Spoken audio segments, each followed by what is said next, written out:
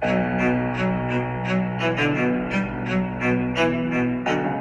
is it, people. This is what you've been waiting for. This is Everyday Celebrity Podcast. The podcast for everyday people with everyday problems, trying to find everyday solutions to accomplish everyday goals. Let's start the show.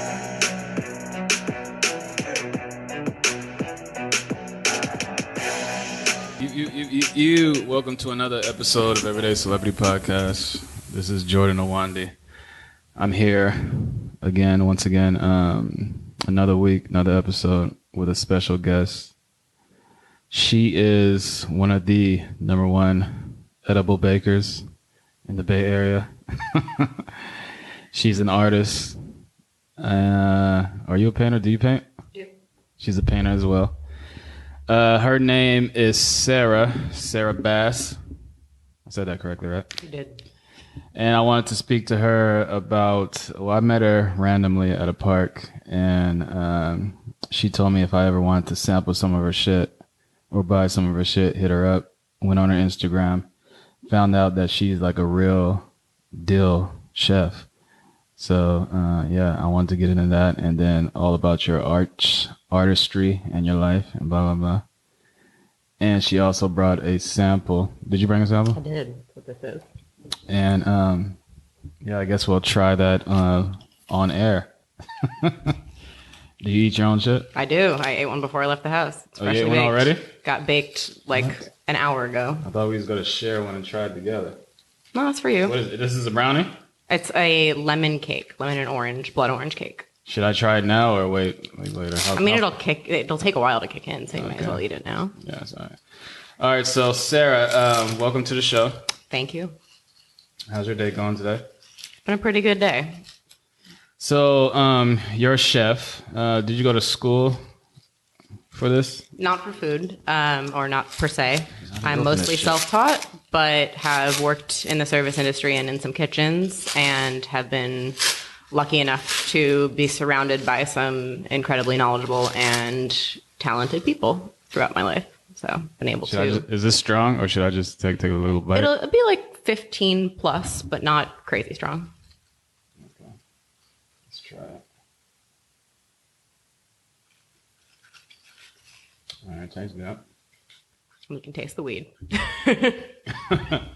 All right. So say that again. I'm sorry. You did not go to school for... Not for food. I made my own major in college, and so it did involve food studies, but they didn't offer that. I built my own curriculum around it. Okay. So what were you studying in school? I combined sociology, food, and then some Italian and the arts. Okay. What school did you go to? University of Redlands. I'm assuming that's in the Redlands? It is. Where's Redlands at? California? Mm-hmm. About an hour east of LA, next to San Bernardino. Okay. Is that like an art school? It's a liberal arts school, and so they have a tiny little make-your-own major program. There's about 200 students. Make your own major? What does that mean? You just walk in and be like, I just want to... Yeah, they just give you a degree. You show up at 18 and you're like, I got some ideas, and then they give you a degree, For real? No. I never heard of make your own major before, that's why. There's a few other places that have different versions of it. So the process that I was involved in is that as with most 18-year-olds, you don't know what you're actually doing, but you set some kind of intention and map out the courses you intend to take over the 4 years. Then, of course, that is leaving space for classes and your interests to change. Your sophomore year, you write up a contract and then and a full course list, a concrete course list for the 4 years, and defend that in front of a committee. And then if that gets approved, there may be stipulations, you may have to make some alterations, et cetera. And then your senior year, you write up a different kind of summary and contract and explain why you made the changes you did, because everyone is going to have changes 2 years later, and why you think you fulfilled all of the elements of this degree. So when you first went in at 18, Were you the same person when you left? Of course not. What changed? I mean, Did you have different ideas of life and all that? To some degree, yes. I think it's just a slowing down and I moved to California to try to get rid of some of my angst, and to a large degree that worked. Okay. But I mean, for the most part, yes, the same feelings and outlook on the world on the whole. Where did you move from? New Haven, That's in where? New Mexico? Connecticut. Connecticut? So you're East Coast girl. Okay. Why all the way to California? Sunshine, avocados. Did you lack of repression? Did you know anybody in California before you moved? No. Or I mean, I knew people in the state, but like not where I was going or anything. Okay. And you were always into like art and shit? Mm-hmm. How was growing up in Connecticut? I mean, fine. New Haven is a small city. It's about a third of the size of Oakland and fairly similar demographically, and a similar focus on arts and community. So big part, and an incredible food scene considering how small it is. So I knew that I wanted a combination of those elements along with, intellectual stimulation and access to different kinds of culture. But also that, I need the fucking sun. You seem like a Portland girl to me for some reason. I've never been, and I'm sure I would love parts of it. Because Portland's all about like food and like the crazy food and all that shit. Mm-hmm. You never been to Portland? I have not. No? Okay. All right, so you graduated high school. What high school did you go to? Public school. Public public school and an art school, but... So when you finished, did you take time off or did you come straight to California? Straight to college. I knew that if I didn't, I probably wouldn't. All right, so you came to California, started school at 18. Was it like, I don't know, did you fit in well with the California vibe? Enough. Still definitely struggle with it to some extent. Mm. And things that I don't necessarily want to change in myself. Mm. But I do think it suits me better here. Yeah. Okay. Why do you like California so much? I mean, again, weather is like really huge, but that most of the produce in the country is grown here. So it's the most local and the most nutritious and delicious that you can find in most places. Incredible sunshine, and the culture of the Northeast is this very, like, on a personal level, it's intimate and warm, but overall a pretty chilly and like pick yourself up by your bootstraps, don't complain about anything type of place. When did you come to the Bay Area? 5 years ago. And what made that move? Oakland's the spot. Did you know anything about Oakland before you came? Mm-hmm. I visited a bunch. Okay. All right. Do you not think Oakland's the spot? Of course, I love Oakland. When I first moved out here, I was living in San Francisco, and that's just because I wanted to say that I live, like, how people say, I wanted to say I lived in New York. I do. I just wanted to say that I wanted to get that feeling of San Francisco for at least a year. And then I realized, because when I was living in San Francisco, I never used to come to Oakland. Because, there's so much shit going on every day in San Francisco, right? Yep. And then when I moved to Oakland, I stopped going to San Francisco because I found out there's so much shit going on in Oakland.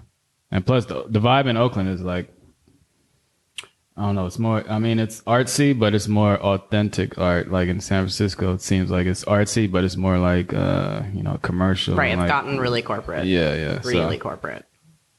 Yeah, I love Oakland for that. And plus the people are like more, I'm like a divey bar type of dude. I feel you. And Oakland reminds me of the divey bars. Yeah, don't give a fuck what anyone else is doing because you want to do what you're doing without issue. And in San Francisco, people are very nosy. Exactly. So, So you went to school. You didn't go to school for cooking. So did you cook when you were young? Mm-hmm. My whole life. Mm-hmm. Yeah, I grew up in the kitchen, took over cooking for my family when I was 12, like made dinner pretty much every night from then on. I've always been a baker too. And then, yeah, worked at coffee shops. And while I was in college, I did spend a year abroad in Italy and worked at a restaurant for a few months. Oh, that's nice. We're in Italy. Sicily, and then in Florence is where the restaurant was. And you were there for a year? Almost, yeah. Okay. Did you ever think about staying there for good? I mean, I couldn't in that circumstance. Mm-hmm. 'Cause I was on a student visa, but I really loved a lot of parts of it, and theoretically it'd be amazing to live there again, but it's a very backwards culture, especially as a woman. Explain. Very misogynistic, also very racist, especially in Sicily. Like, lived in a city that refugees literally washed up on rafts on a regular basis. Yeah. And the locals would be like, oh, the clandestines, and then just not look at them. And I'm Jewish, and so also definitely experienced my fair share of anti-Semitism there. But when I was working at the restaurant, that half the people I spoke to would be like, oh, you're a waitress? Do you think I came halfway across the world to work as a waitress? Mm. If I were a man, would you? No, that would have crossed your mind, let alone come out of your mouth. Yeah.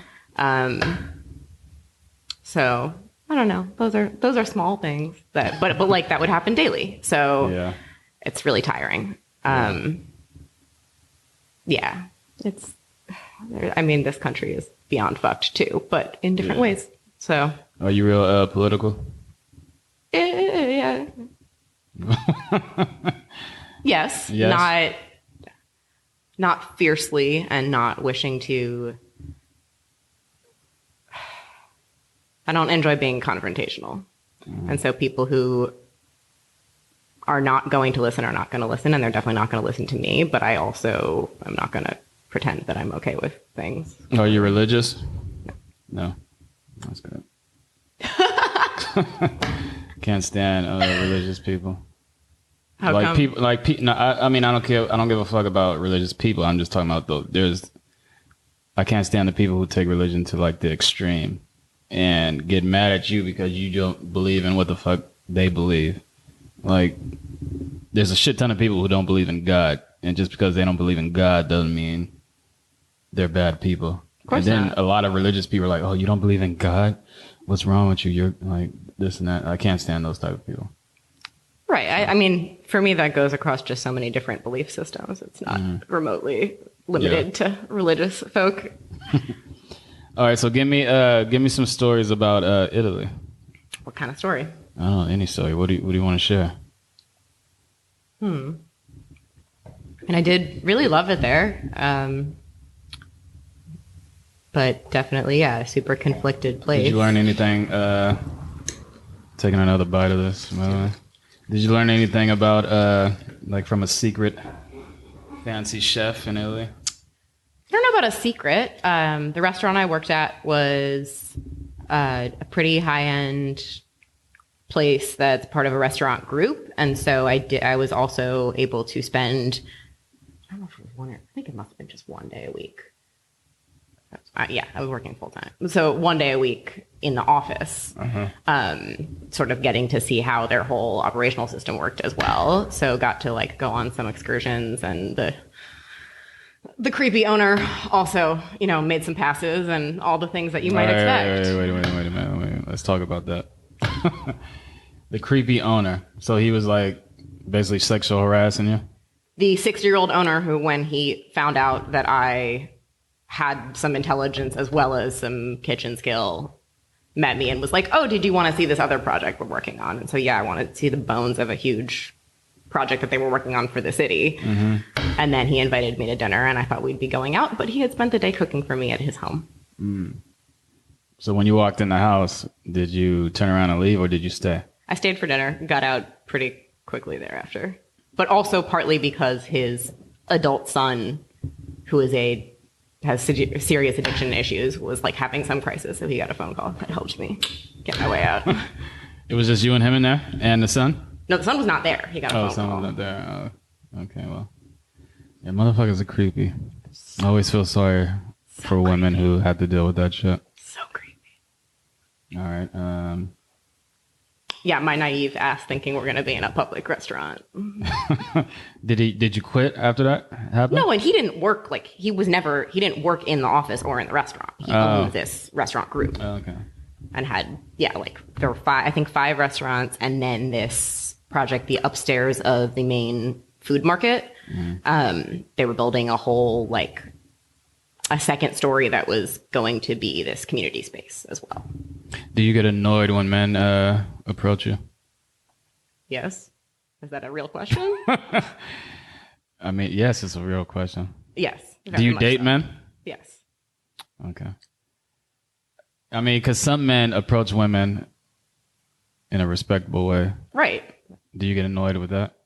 I mean, It depends on the when there's certain circumstance. people talk shit, I mean, not talk shit, but approach you the wrong way, does that make it bad for the guys who come up to you in a good way? Because you're so annoyed about all the bad guys approaching you. I mean, yes and no, but in my everyday life, I'm not looking to be approached. And so that's what's tiring for me. It's not the approach itself. Uh-huh. The people who are the most out of pocket are often actually the easiest to wave off because you don't fucking know them. It's someone on the street harassing you or deciding they want your time. But yeah, people who you do know or think they have some kind of access are significantly worse. All right. So did you enjoy your time in Italy besides that situation? Very much so. How was living in Italy for an American? I mean, I understand you said the racism part, but Yeah, I mean, was it hard to communicate with people and shit? I speak Italian. Oh, you speak Italian? Super, I mean, I can't Excuse me. anymore really, but was proficient while I was there. And so I ran into a lot of people being like, oh, but you're not really American. I was like, because I speak another language and respect other cultures. Is that it? I'm not fat and I have some knowledge. Are those the reasons I'm not American? And so, yeah, I am not a patriotic person, but it's still that rubs the wrong way to hear that consistently when people mean it as a compliment. And you're like, but I am American. And that my good qualities have nothing, they aren't against the rest of the people here. Did they say anything about you being Jewish out there? Oh, plenty of people, yeah. Not everyone. But. Okay. Does Jewish people get the same shit as black people out there? It's not the same, but I mean, are they looked at the same way? Similarly, but again, especially with immigrants and refugees, that people would just completely write them off as human beings. Mm-hmm. Whereas, I mean, as a woman, especially, that people find out I was Jewish, they'd be like, "Oh, but you can't be because you look good," or or that you're not some greedy stereotype, whatever it is. So, I mean, it's a totally different form of prejudice, but it was anyone who learned of it, there was a very good chance that they would say something quite off color, if not extremely. Yeah. Every time I meet a Jewish person, I always ask them this question. Do you think Jewish, when you say I'm Jewish, do you think it's a religion or do you think it's a race of people? I don't think it's a race. I think it's an ethnicity. Yeah, I mean, I have Jewish blood, which, that it manifests very differently than my mother's side that isn't Jewish. So, yeah, and the cultural affinity and epigenetics, all of that shit's real. And so when you meet people, there are these connections that aren't necessarily explainable. So, I don't know. Where's your parents from? They're from the East Coast also. Connecticut? No. New York and Delaware. They're still together? You have siblings? I have a sister. Is she on the West Coast? No. East Coast? Mm-hmm. In Connecticut? Massachusetts. Are you trying? Are you hiding stuff? No, I'm gonna just bring it like, out of what you. What do you want to know? I don't want to. This interview is like, Yeah, we're gonna I shoot got all you. over the place. I got you. Okay, hold on, let me sip my wine. All right. So when you left Italy, when you came back to the States, did you come back to Connecticut or Cali? Yeah, I spent a few months in Connecticut and then went to my senior year of college and then moved here. Okay. And you graduated college with a what? Bachelor of Arts. Bachelor of Arts. What was your first job that you had out of college? A food retail startup in the marina. San Francisco? Yep. It fits you. I get the vibe, the marina vibe from you. My manager and I used to play games about the customers, like hot or rich. You're like, sometimes you just can't tell. Like, are you just really well preserved and or have had work done? Or are you actually an attractive person? I don't know. Or daughter or girlfriend or son or boyfriend. Okay. That's the marina. Yeah. I mean, And that the plates of food cost our hourly wage. And people would walk in and be like, wow, look how affordable this is. And we'd be like, I commuted an hour here and I'm going to walk away with $60 today. so how long were you at that job? Like a month and a half. You want to give a shout out to the place? Hell no. No? All right, so you left there and went where? I went to a winery here in Oakland for a couple of years. So obviously you liked that, or was it tolerable? It was a good situation for a minute. Mm-hmm. They were not good employers. No. I pretty much only worked for small businesses, and that, you know, is extremely beneficial in some ways and has major pitfalls in others. Mm-hmm. So, yeah, was brought on for certain reasons that then became the problem to them later. You're like, you're young and hip, but then then you're going to be ageist about me. You think I'm not capable of things because I'm young, yeah. Or question responsibility based on age. And you're like, again, you hired me for this. Mm-hmm. I don't get that. And just removed from reality. You know, people who don't work service jobs don't get it. So when did you start? When was the first time you smoked? Right? Mm-hmm. Do you smoke? When was the first time you smoked? 16. 16? How old were you? I never smoked before. That's the honest to God's truth. You just eat? Yeah, I just eat. I mean, I don't really eat.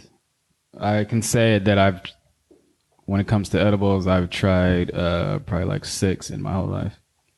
Okay. The first one was when I went to Amsterdam, and I didn't feel anything.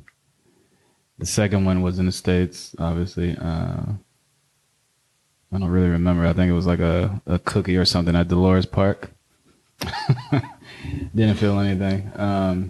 And then the third time was at my friend's house. Ate some gummies. I don't think I didn't feel anything. I mean,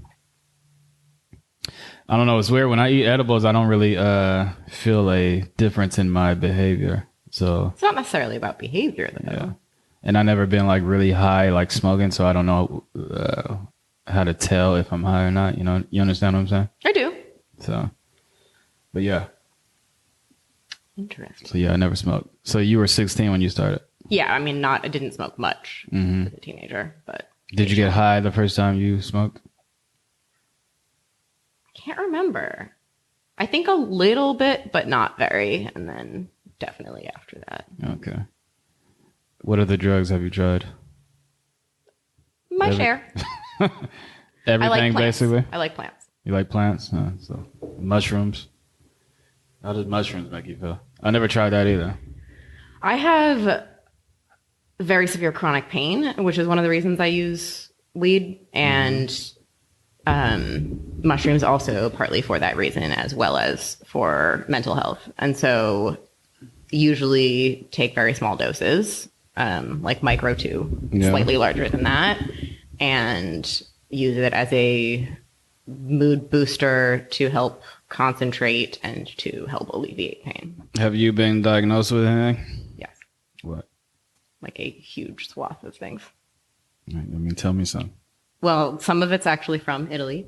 I have American and European strains of Lyme and a host of other tick-borne illnesses. Mm-hmm. And then that comes with a bunch of other kinds of co-infections and depression and all sorts of other stuff.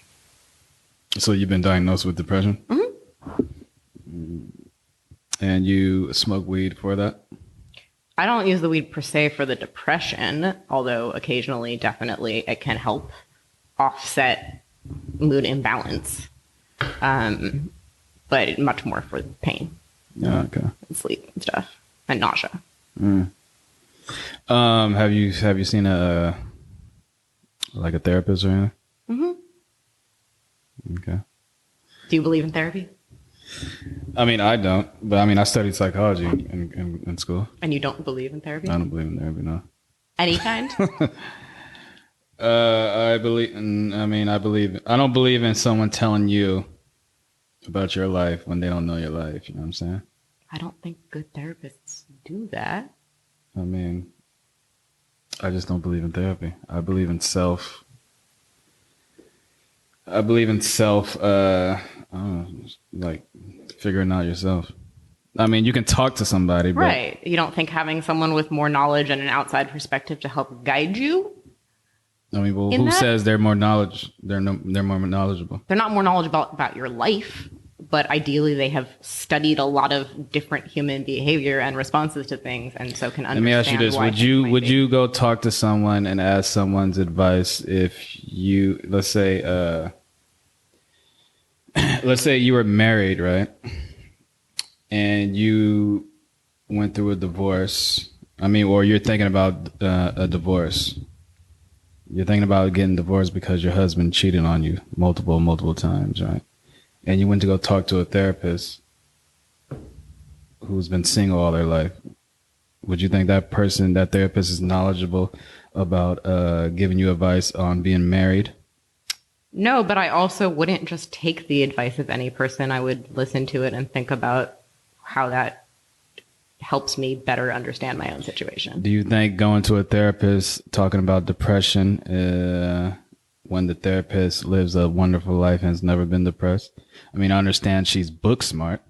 Right. But would you rather talk to someone? I've never found a person I've connected with. Yeah. Would you rather talk to someone who's actually has been depressed and like went through all that shit? Of course, it's easier to speak to someone who knows your situation. Yeah. But that's all I'm saying. No, and for the most part, right, the people I have found to be helpful in my life have experienced similar things. Yeah, okay. And I have not ever had a talk therapist who I've connected with. Mm-hmm. But the times that I have tried, it's because I was really in need of that structure and of some kind of support, and specifically some kind of support from outside of your normal network. Yeah. And so, one person a couple of years ago, really, really did not like her as a therapist. And, it made me, I stopped going because it, made me anxious, the idea of going there and talking with her, because she would, I would leave feeling kind of worse. And so that's obviously deeply problematic. But that I had initiated it because I really needed a space for it. Mm-hmm. So, thinking about things before the appointment was helpful for me. Just she wasn't. Do you still go to therapy now? No, but should. Why do you think you should? Because I'm fucked up in the head. Why do you think you're fucked up in the head? You probably had the same thoughts as every fucking body else. As lots of people, but where you dwell and how you treat yourself and how you...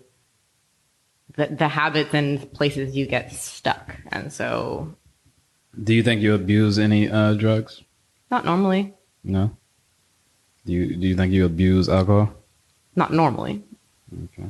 I have certainly had phases where I did not have a healthy relationship with it, but I also, for the most part, it's been truly accidental, anytime that things have gone wrong. It's not, but I am self-medicating. I don't know that it's yes, that is abuse, but also like What's balance. your drug? What's your drug of choice if you don't Weed. weed? Cool. This is like, what does weed do to you that you like it so much? Pain relief, nausea relief, relaxation in general.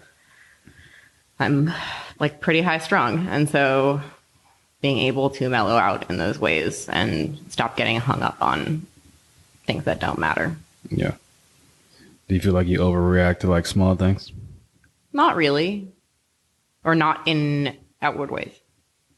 Do you get That- angry a lot? No, but tension, like my body holds all of that tension, and that's really detrimental. Mm. Well, I think you're an amazing person, if that helps. Thanks. All right, so you started smoking weed when you were 16. When was the first time you tried a hard drug? In college. In college?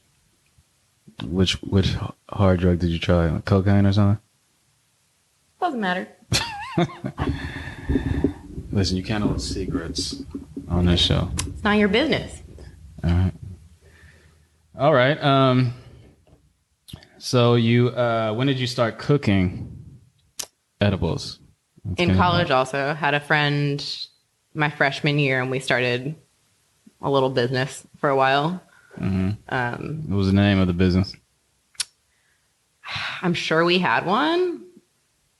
Okay. It was not a good partnership, so I don't know. Like I did most of the work, and then we split the profits evenly. You guys fell out? You could say that.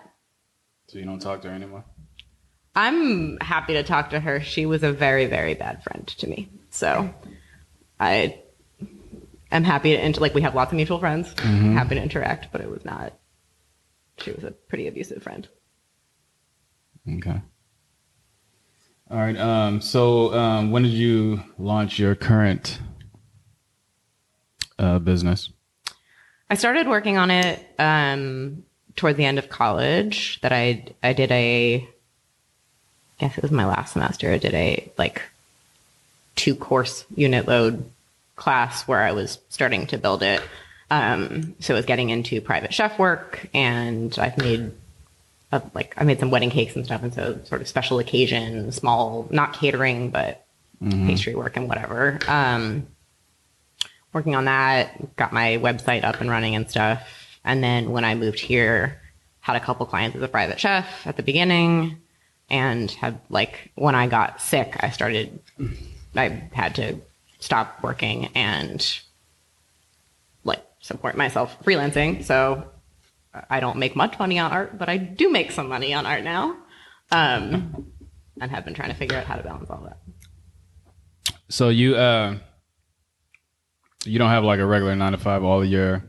This is just straight food. And Yeah, do you make more on edibles or do you make more on art? Oh, I don't. I mean, edibles are like it's not a real business that I do it here and there for people and for myself. But I'm more than happy to. If anyone wants to put in an order, super happy to. But yeah, it's just a like side whatever. But that most of my income comes from event work and fashion work. Yeah, I see. You consider yourself a model. I do. How long have you been doing that? Consider yourself. I like that.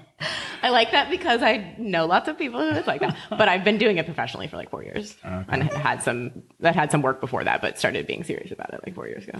Have you ever modeled nude? I've done nude work, but that's mostly fashion and art stuff. Like walking the runway and shit? I've done some fashion shows. I don't love that. I like print work better. I'm a very amateur photographer too, and clothing designer, and so I like working with fellow creatives and that I can soak up their knowledge and we can help each other create something better. So the art world, what do you like? I mean, you're an artist, you're a model, you're a baker. Which one of those about the art world do you enjoy the most? I need a combination of them. I don't want to. I've never pictured myself focusing on just one element. You don't enjoy painting more than you enjoy modeling, or like? Yes and no. Like, I mean, long term, no. I started modeling to make money solely, and then learned that it is, or that anything that I put my hand to, I want to try to create the best work I can. And so if my name and face are connected to something, I want it to be the best product it can be.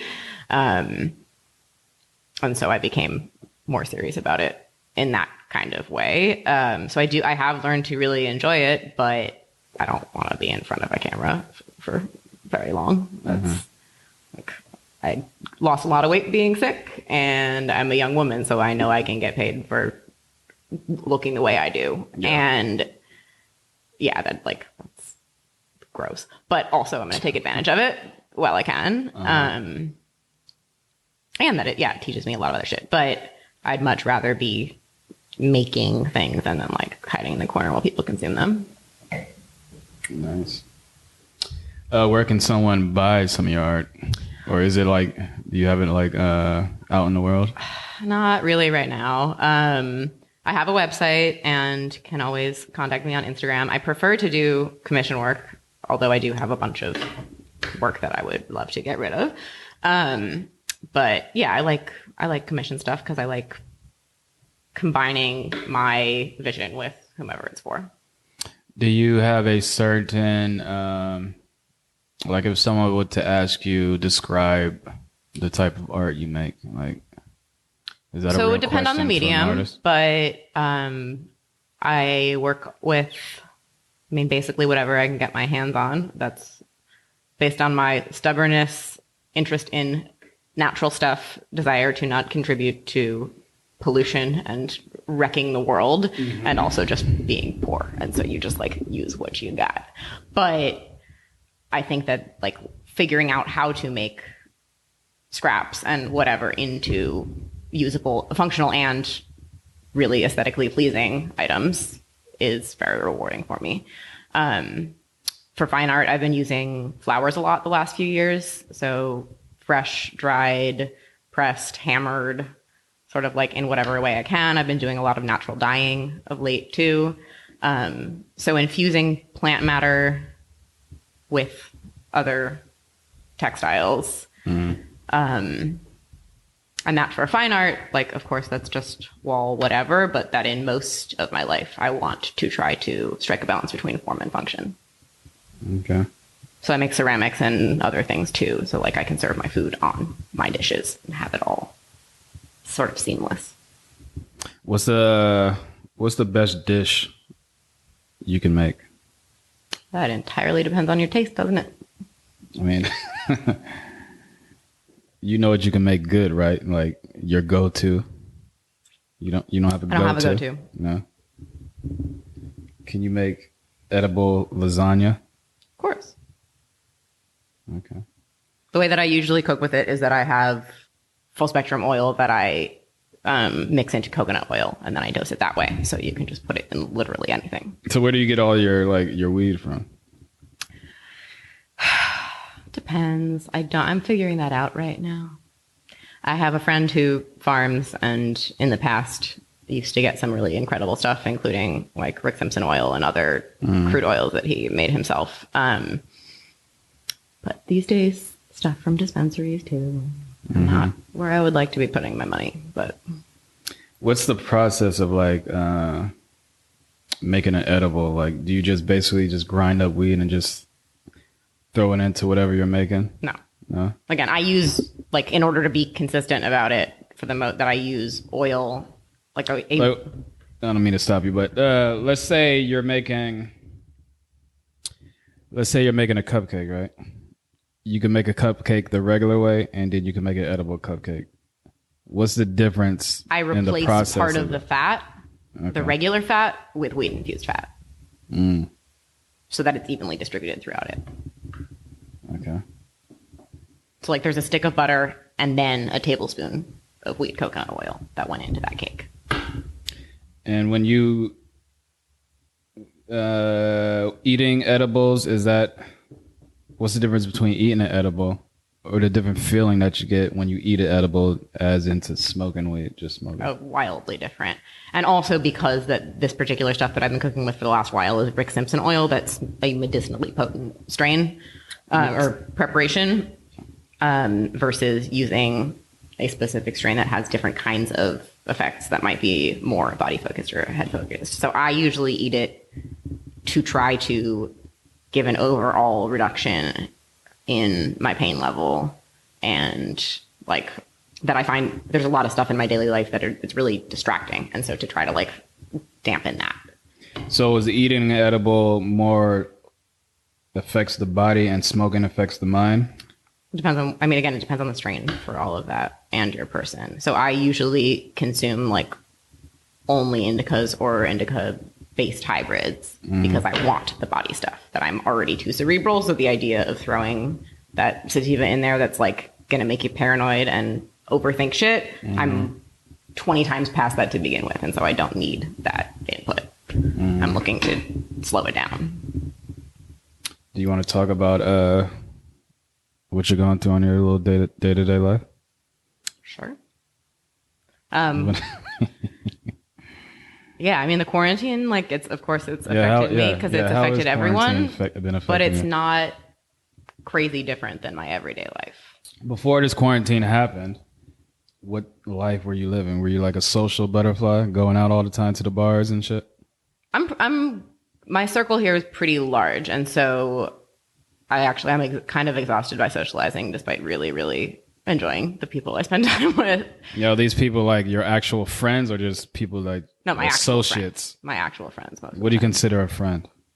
Someone where we often hang out one-on-one and actually talk about our lives and have supported each other in various ways. And so they're not girls who only hit you up on a Friday and be like, yo, girl, let's go out. I mean, there are some of those too. Do you consider them friends? Put that same label on them? Yeah, it depends on what though. Acquaintance, friend, acquaintance, party person. I don't know. All right. So yeah, I would consider them not friends. I mean, right. It depends. Like if I only ever see you out, no, you're not really my friend. Yeah. But so you have a shit ton of friends out here. That's what you're saying? No, but a bunch. Okay. All right. So and they're all in pretty different pockets, and so that becomes. Do you have different groups of friends that you don't mix? I'm happy to mix most people, but it's about whether or not they're interested in the same shit or have any desire to. Like, I also have a bunch of friends who don't love larger gatherings and stuff, or are just very socially uncomfortable, and so, like, I'm not going to bring them places like that because they just won't enjoy it. Are your friends? Is there like an ethnic? I'm assuming you don't hang out with just white girls, right? You have a pretty mixture of. Yes, and actually, like more of my circle or more of my close friends here are male than female, or like most of the people I spend time with have been male the last few years, but definitely a bunch of female friends too. But a mix. Do you think a man and a woman can be like best friends? Yes. Do you not? No. And I'm talking about straight men. I'm not talking about gay men. If you were friends with a guy, right? Are you attracted to any of your male friends? Like sexually? Not in a way that I want to act on. Okay. Now, can you say the same for the men? For your male friends? No. If someone would have asked them that same question, are you attracted to Sarah? Do you think they'll say the same thing? No. Okay. So can you really consider them friends if they are secretly attracted to you and just waiting for that opportunity to like, I think secret and waiting on an opportunity are different than feeling it, acknowledging it, and not acting on it. Because friends, you're just friends. Okay, this is my homegirl. I would never like have sex with her, blah, blah, blah. She's just my homegirl. I'm saying if she needs me to fight for her, I'll fight for her. We ride or die. That's friends. Mm-hmm. Friends is not like, oh, this is my homegirl. But I mean, if she asks me like, let's get down tonight, I'm definitely trying to do that. You know what I'm saying? I would agree to some extent. I think that you can be friends and have sex, but I do completely hear what you're saying and definitely have run into that. Mm-hmm. But I also like can't live my life with the assumption that you're trying to sleep with me because of course you can't live your life with that in your mind. I'm tired all the time, and I already am. And so unless you want to address it or unless it's too clear, I'm going to operate as if it's not there because I don't want it. Yeah. That's the only reason why I say a man and a woman can. I mean, a woman might think, yeah, we can be friends. No, but the person I was making the edibles with, that she she ruined our friendship because she was trying to get at me. And I wasn't interested. Yeah, okay. And she couldn't handle that. Interesting. Were you not interested because you're not interested in women, or you're just not interested in her? More about her. So you're bisexual? Ish. Ish? All right. Like people. It's not about gender. Okay. I forgot where we started this. You asked if I think a man and a woman can be friends. No, but before that, you were explaining something about your life, your trials and tribulations about your day-to-day life. Oh yeah, the fucking Corona shit. Oh, yes. Yeah. So I definitely normally would have like at least one gig out of the house, if not, a couple days a week, as well as socializing a couple days a week. But I do spend a ton of time at home alone already and really enjoy that. And are you an introvert or okay? What's your sign? Gemini.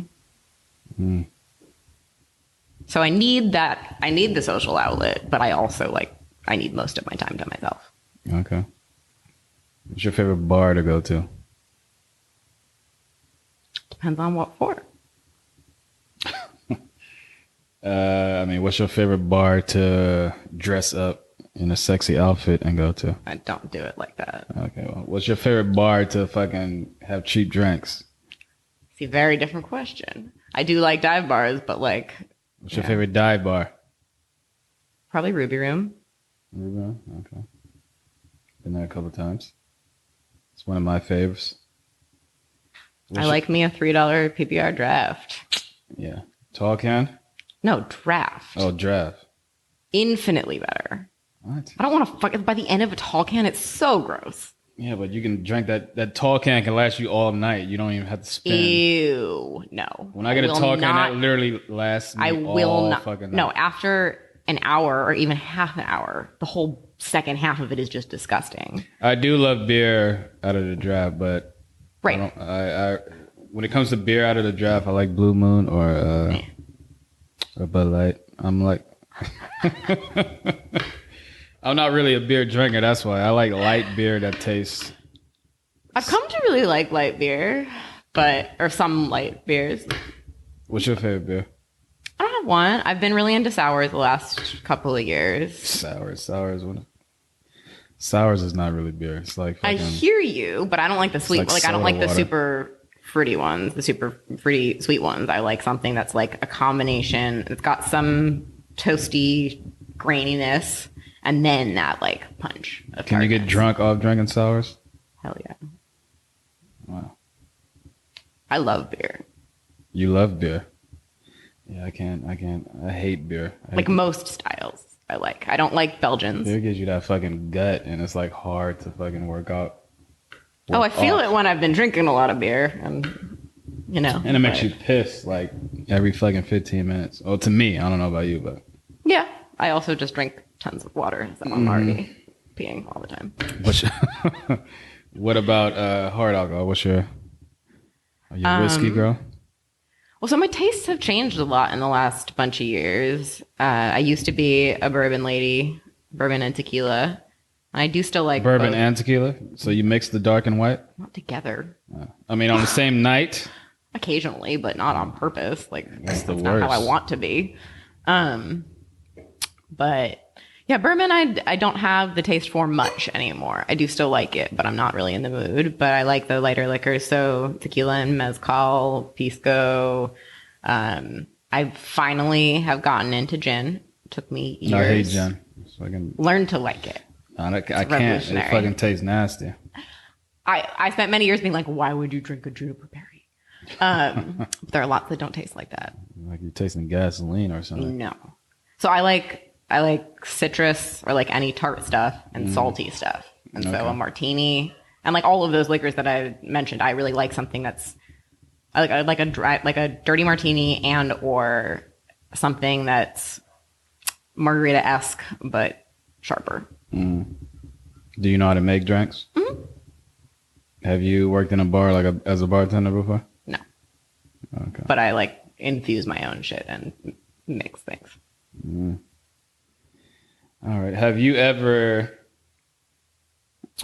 I'm assuming you eat your own product, right?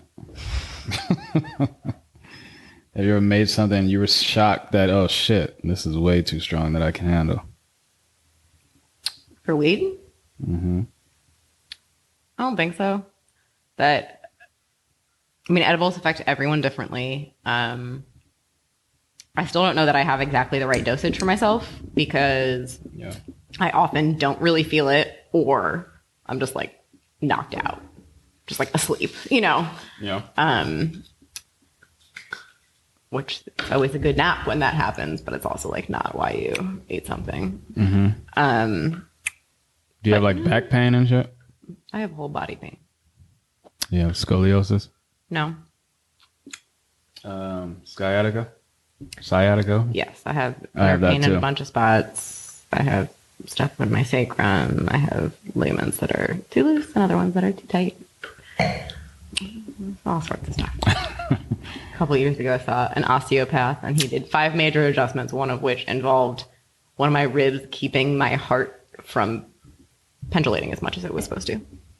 What? And it had been like that for who knows how long. Mm-hmm. I mean, did he fix it? For that period of time, I don't know if it's still okay, but... You have like knee pain? Yeah. I have arthritis in my whole body. Wow. That's why I'm wearing copper. What does copper do?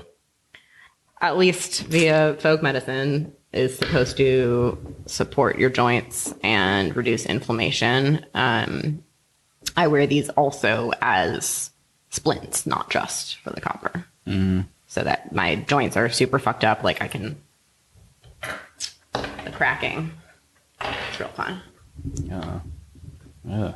So I pull it. Yeah, it doesn't want to go right now, but I pull it with his thumb back into socket by pulling it out, and then I also have to crack it back multiple times to the right, and you can see it's still crooked, the top digits. Wow. So... Have you ever dislocated any of your fingers? Mm-hmm.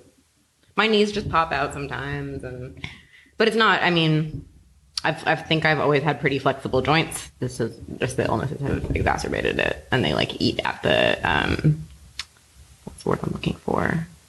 Not cellulose. Collagen. Mm-hmm. So the cushioning is damaged. You know, copper is what they use in for birth control. The IUD. I used to have one. Yeah. Which was powerful shit. When I found that out, I was like surprised. I was like, copper? Oh, shit. Powerful shit. Yeah. I have a friend who said her dude keeps like making jokes about getting her pregnant, and she's like, you just can't beat it. Like your sperm, no matter how strong it is never gonna win against this. They're not 100%. No, but it's like it's cleaving it in half basically. Yeah. My cousin, his girl had one of those IUDs, and she had it for like 10 plus years. Right, they only last 10. Yeah, but So it was effective until it wasn't, and she didn't get it changed. No. Is what It was between when she first got it and when it expired. It was between that 10 years, and she ended up getting pregnant.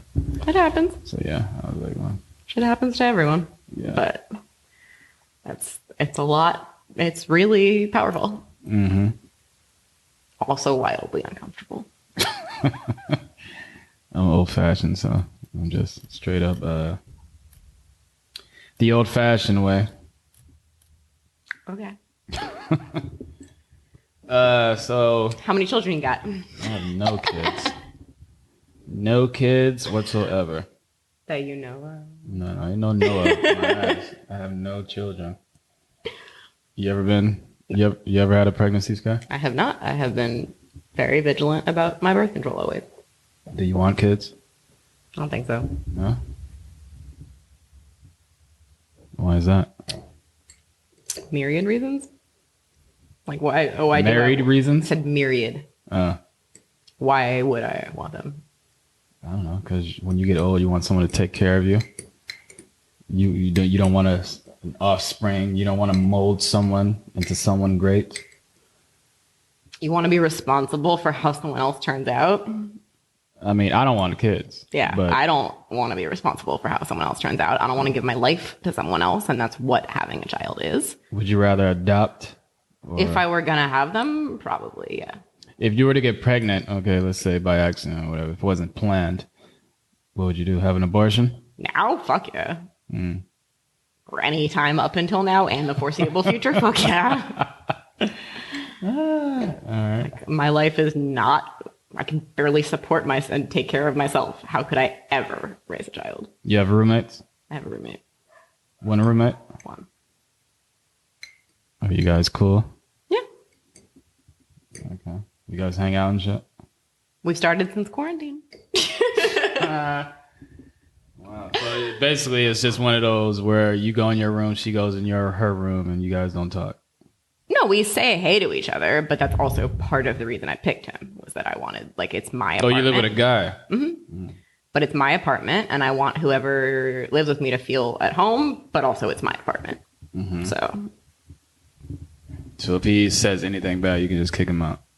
I'm not going to do that. But my point being that, like, he spends most of his time in his room because that's where his shit is. Where'd you meet him? Through the roommate previous had sent my ad out to a listserv. Okay. Google. All right.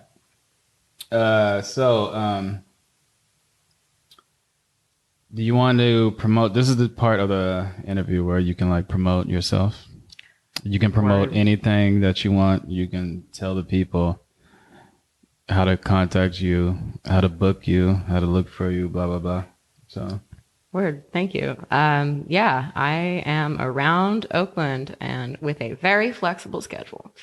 I would love if anyone wants to reach out about edibles or fine art, but also about creative collaborations and trying to figure out where we go with community and with events from here on out, what that's going to look like. And yeah, if you need it, I've been sewing masks too. And if you want any of your clothes dyed and given new life, I do a lot of mending and other stuff too. So if you're interested in getting in touch about any of that, my Instagram is bass.sarah, BASS.SARAH.